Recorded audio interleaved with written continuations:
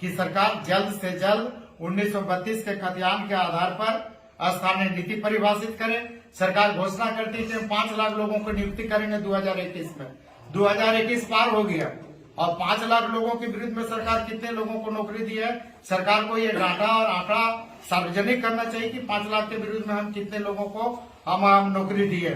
निश्चित रूप से सरकार 5 लाख लोगों का बहाली करे, हम लोग स्वागत करते हैं, लेकिन बहाली करने से पहले 2 चीज तय करे। 1932 के खतियान के आधार पर स्थानीय नीति परिभाषित करे और राज्य के 55% पिछड़ी जातियों के हक और अधिकार के लिए नियुक्ति से पहले 5 लाख लोगों की नियुक्ति से पहले 27% आरक्षण देने का काम करे और जो क्षेत्रीय भाषा के रूप में मगही, भोजपुरी, अंगिका, मैथिली या अन्य भाषाओं को जो शामिल किया है, नियुक्ति से पहले, नियुक्ति प्रारंभ करने से पहले, नियुक्ति करने से पहले सरकार इन भाषाओं को क्षेत्रीय भाषा से बाहर निकालने का काम करे।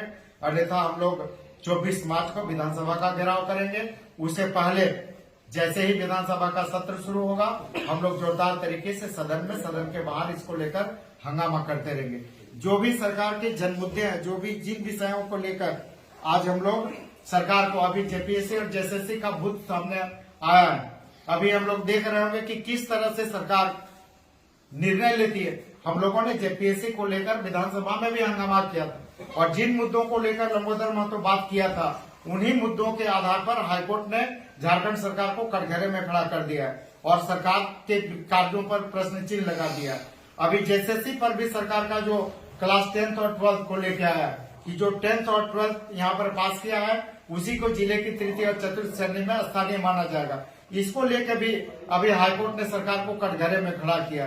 तो सरकार और सरकार के मंत्री ऐसे निर्णय ले रहे हैं जहां जाकर हाईकोर्ट में कटघरे में खड़ा होना पड़ रहा है। सरकार के निर्णयों को हाईकोर्ट निरस्त कर रही है। तो इस तरह से तो जनता जो जिस आशा और विश्वास के साथ इस सरकार को चुनी है, निश्चित रूप से राज्य के जनता में बहुत हताशा है, निराशा है। सरकार को सचेत होने की आवश्यकता है। अभी भी सरकार के पास आज मंत्री जी का एक बयान आया है, शिक्षा मंत्री जी का। हम लोग उस बयान का स्वागत करते हैं कि भोजपुरी और मगही को वापस करने वाले भोजपुरी, मगही ने राज्य में जितनी क्षेत्रीय और जनजातीय भाषा जो झारखंड से बाहर की भाषा है, उसको आप वापस करें और वापस करने में देरी नहीं करें। घंटा नहीं, मिनट में आप निर्णय ले और निर्णय लेके इसको वापस करें। हम लोग इसका स्वागत करते हैं। निश्चित रूप से आज कई ऐसे जन मुद्दे हैं, तो बोकारो जिला और धनबाद जिला में क्यों नहीं हो सकता है? यहाँ पर इसलिए नहीं हो रहा क्योंकि बोकारो ये माननीय मंत्री जी का जिला है, इसलिए जानबूझकर यहाँ के लोगों के हितों के विरुद्ध में, और सरकार ने तो इसे साबित कर दिया है। जिस तरह से भोजपुरी और मगही को बोकारो और धनबाद में शामिल किया है, तो सरकार ने तो ये साबित कर दिया कि ये बोकारो और धनबाद के लोगों का हित नहीं चाह रही। तो निश्चित रूप से बोकारो और धनबाद के लोग रोड पर निकल चुके हैं और तब तक निकलेंगे, तब तक आंदोलन करेंगे जब तक ये सरकार चेतती नहीं। सर, फीस माफी को लेकर भी आपने अपना बयान दिया था, उस पर क्या कहना है?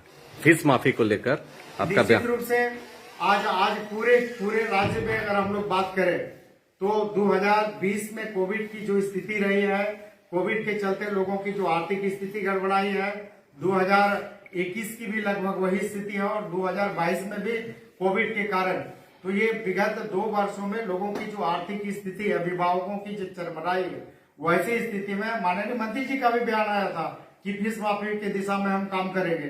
कहा गया माननीय मंत्री जी का इस फीस माफी का बयान और क्या हुआ उसका परिणाम? सरकार ही बताए कि कितने लोगों का, कितने अभिभावकों का, कितने छात्रों का फीस माफी किया गया। आज कई छात्र जो है फीस जमा नहीं कर पा रहे हैं, परीक्षा में शामिल नहीं हो पा रहे हैं। कई अभिभावक, कई छात्र छात्रा फीस माफी की वजह से, फीस माफी नहीं होने की वजह से विद्यालयों में फीस जमा नहीं कर पा रहे हैं, उनका नाम काट रहा है, लोग डिप्रेशन में आ रहे हैं और कई छात्र छात्रा और अभिभावक आत्मदाह के साथ साथ आत्महत्या भी कर रहे हैं। तो निश्चित रूप से सरकार को इसको संज्ञान में लेना चाहिए। आज फीस माफी पूरे राज्य का एक गंभीर विषय है। माननीय मुख्यमंत्री जी इसी मिट्टी के हैं, इस मिट्टी के बेटा है। निश्चित रूप से मुख्यमंत्री जी को और माननीय शिक्षा मंत्री जी को इनको संज्ञान में लेने का काम करना चाहिए और पूरे राज्य में कम से कम कोविड पीरियड का, और ऐसे भी हम लोग जान रहे हैं कि कोविड पीरियड में कहीं स्कूल पढ़ाई नहीं हुई। जब स्कूल ही नहीं हुआ, क्लास ही नहीं हुआ, तो फिर ट्यूशन फीस किस लिए ट्यूशन पे?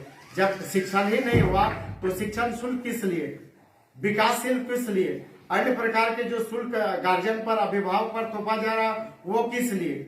जब पढ़ाई नहीं हुई तो निश्चित रूप से ऐसे सारे विषयों को सरकार को गंभीरता से लेने की आवश्यकता है। फीस माफी पर तो निश्चित रूप से लेना, और निश्चित रूप से अभी आगामी जो बजट सत्र है, इस बजट सत्र में हम लोग फीस माफी को लेकर भी आंदोलन करेंगे और सरकार को बाध्य करेंगे कि सरकार अभिभावकों को राहत दे, छात्र छात्राओं को राहत दे और कम से कम ये आत्महत्या नहीं करे।